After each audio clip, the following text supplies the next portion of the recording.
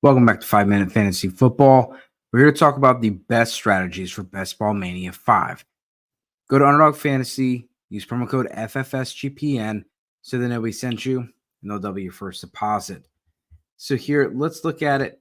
They give us all the data, and Hayden Winks did a great job putting this together for us, looking at all of the first 4 Best Ball Manias and putting the data together to show you for each position what you should do to give you the blueprint for your drafts in 2024. Again, go to Underdog Fantasy, promo code FFSGPN. You can look at all of this on Underdog Network, Best Ball Research.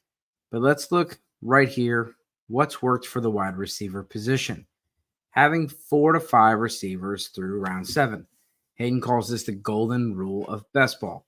Compared to other fantasy positions, there are fewer late round wide receiver breakouts and fewer stone cold busts.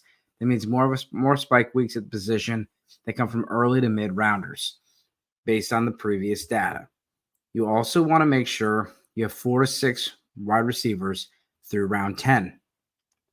Same concepts from above apply here, but I want to point out that having a 7th wide receiver in round 10 has been a below average strategy.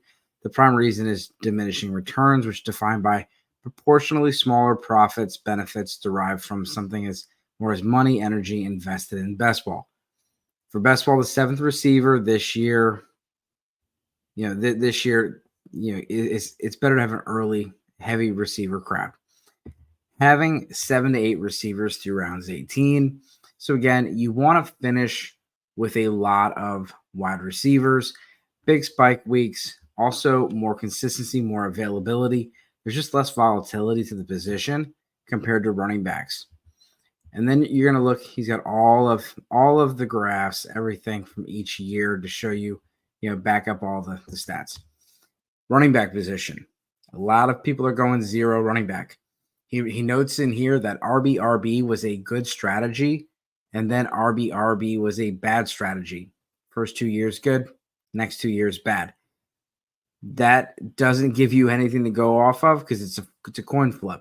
But what he knows, one running back through round 4 is the strategy. Those teams had the most points in the regular season.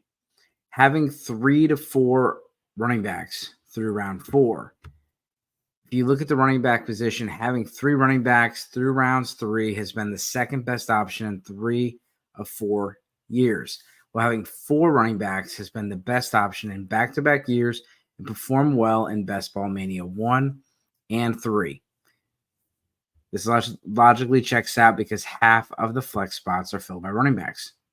You want to have 5 to 6 running backs through round 18. Again, you don't want to scoop up every running back. You don't want to scoop up every handcuff, but what it tells you is you want to have 5 to 6 running backs.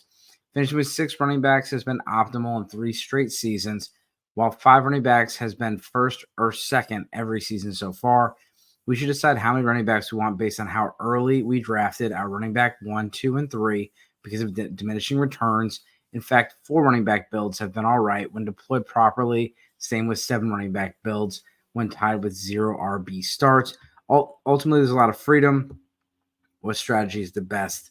What strategy is likely to bounce back? We'll see. Tight ends, Travis Kelce. If you get Travis Kelce, it's been successful. It kind of really murkies, it kind of alters the data quite a bit because if you got Travis Kelce early, that means Travis Kelce was a good pick and early was a good pick. Bully tight end has not been a good strategy. You want to have at least 1 tight end through. You have 0 to 1 tight end through the first 9 rounds. And then having 2 to 3 tight ends through rounds 18. Don't get more than 3 tight ends. This is a position that scores the least amount of points. And those guys, and you get 4 or 5 tight ends, they're rarely going to make your lineup and just going to take away from a potential of getting somebody else later on that could, receiver or running back that could break out. And then the quarterback position. For quarterbacks, drafting a quarterback before round 14 is the optimal strategy. Waiting until rounds 8+ to draft your quarterback 2, and then waiting until 16+ to draft a quarterback. The next video, we're going to actually employ the strategy, use the blueprint, and we're going to draft a team and see what it looks like. Let me know what you think. Go check out that article. Again, this is 5 Minute Fantasy Football. Hope you enjoyed. As always, good luck this season.